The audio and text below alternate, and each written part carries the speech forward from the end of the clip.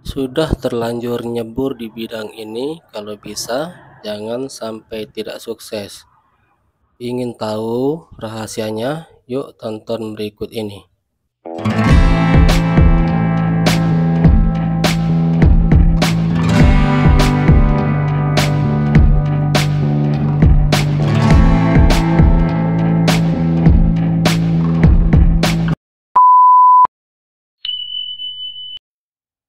Assalamualaikum teman-teman. Mendapatkan orderan yang banyak, bahkan berbagai bentuk dan ukuran, tentunya menjadi semangat untuk langkah-langkah kita ke depan agar kita dapat berpengalaman dalam menyelesaikan suatu pekerjaan dengan baik. Oke, di sini karena banyak, saya akan menggunakan bor yang besar agar bor yang kecil tidak terlalu berat dalam bekerja. Di sini saya menggunakan mata ukir 4 mili tapi yang tipe kasar ya. Karena di sini saya dituntut harus cepat. Artinya saya kira-kira memakai alat berat gitu ya teman-teman. Alat yang saya pakai ini termasuk alat berat. Di video saya yang lama saya pernah bilang bahwa alat ini adalah rahasia tukang sukses ya. Tentunya di sini tidak serta-merta teman-teman bisa langsung menggunakan alat ini dengan baik. Butuh proses, butuh jam terbang tinggi, dan butuh pengalaman untuk menggerakkan alat ini. Karena beradaptasi dengan alat ini saya sendiri cukup lama ya, tapi tidak sampai di situ. Ini hanya untuk langkah pertama ya teman-teman. Nanti jika kita sudah mulai finishing, tentunya kita juga akan memakai mini grinder yang molar. Oke, di situ bisa dilihat dengan jelas. Di situ kita menemukan huruf-huruf tanggung ya teman-teman. Kalau biasanya di situ saya tandai, ketika saya menemukan huruf tanggung seperti itu, kita bisa langsung dalamkan ya, sesuai dengan ukuran bentuk huruf yang sudah kita print. Atau kita bisa saja di situ mengecilkan huruf sedikit atau membesarkan sedikit, tidak masalah, asalkan tetap lurus ya, antara spasinya tetap baik. Selanjutnya untuk masalah Al-Fatihahnya, saya juga tetap memakai mini grinder molar ya teman-teman, karena di situ huruf kecil-kecil. Oke, di sini saya jelaskan ya teman-teman mengenai Al-Fatihah tadi. Kita ulang ke belakang. Untuk Al-Fatihah sendiri biasanya tukang print itu cenderung mengikuti di Google atau pola yang sudah ada di komputer. Di situ teman-teman perlu kita teliti ya, agar huruf-hurufnya tidak intinya huruf-hurufnya itu tidak menghilangkan makna yang terkandung di dalam Al-Fatihah itu sendiri. Terkadang kita kurang teliti ya, makanya kalau untuk umat muslim sedikit banyak, saya sarankan di sini harus tahu baca Arab ya. Karena apa?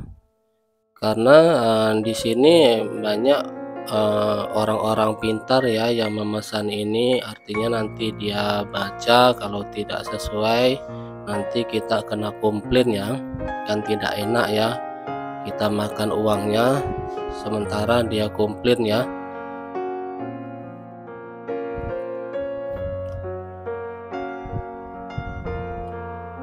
Selanjutnya teman-teman, untuk memahat ini biasanya saya hanya butuh waktu sekitar 20 menit untuk satu papan nama.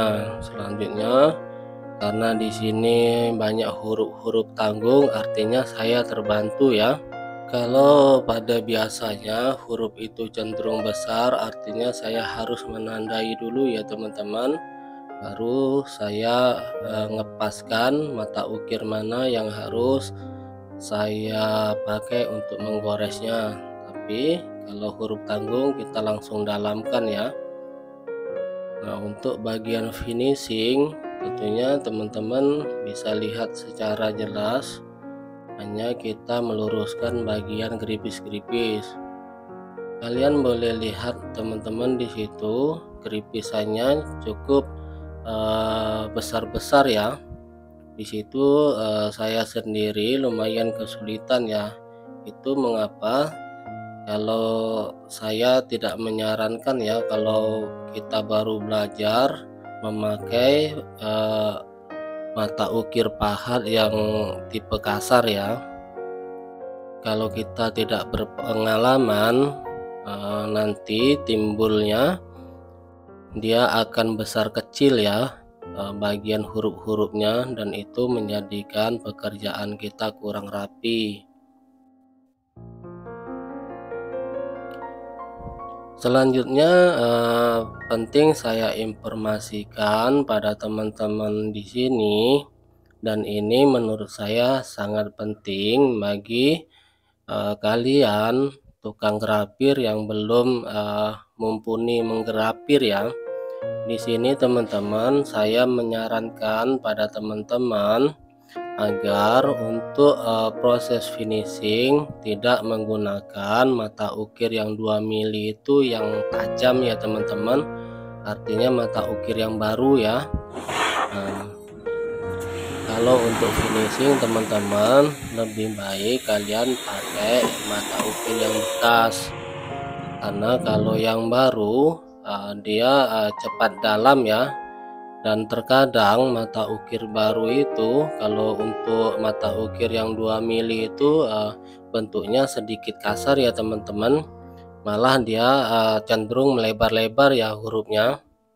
Tapi kalau kalian pakai yang sudah bekas terpakai, kita kikis-kikis saja sedikit-sedikit gitu ya kira-kira.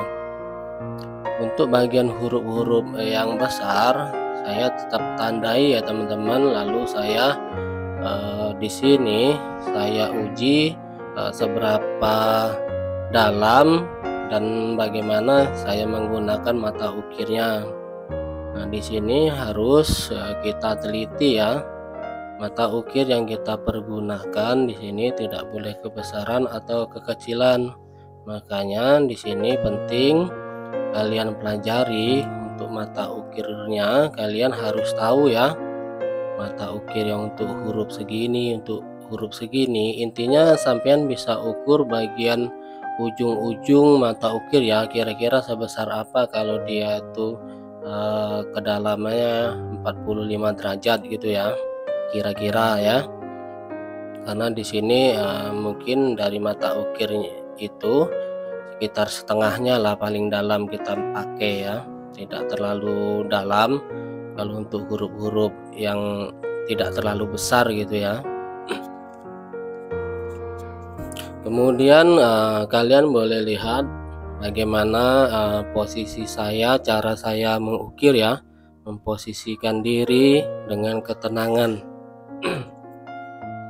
Dengan ketenangan, tidak gegabah, kita di situ hanya menggerakkan bor yang kita pakai, tidak perlu terlalu menekan karena di situ mata ukirnya sudah tajam dan alat dengan keadaan performa tinggi. Anda boleh lihat secara jelas di situ tidak terjadi geripis-geripis yang terlalu banyak ya. Di situ cuman tipis-tipis aja ya, geripis-geripis itu tipis. Lalu nanti kemudian sampean finishing pakai mata ukir yang tumpul ya, jangan mata ukir yang baru. Simpan saja mata ukir itu yang baru, nanti bisa digunakan untuk bagian-bagian tertentu ya.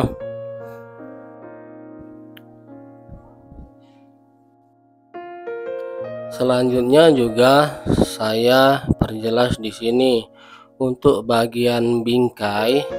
Nah, di sini yang juga penting saya jelaskan ya teman-teman, untuk bagian bingkai sendiri sampean harus gunakan mata ukir yang baru ya. Karena di situ saat kita menggores kurang beraturan. Sehingga kalau pakai mata ukir yang baru tidak meleset ya teman-teman. Kalau sampean di sini pakai mata ukir yang bekas, cenderung terjadi meleset ya. Artinya nanti bisa menggores ke tempat atau di bagian yang tidak kita inginkan.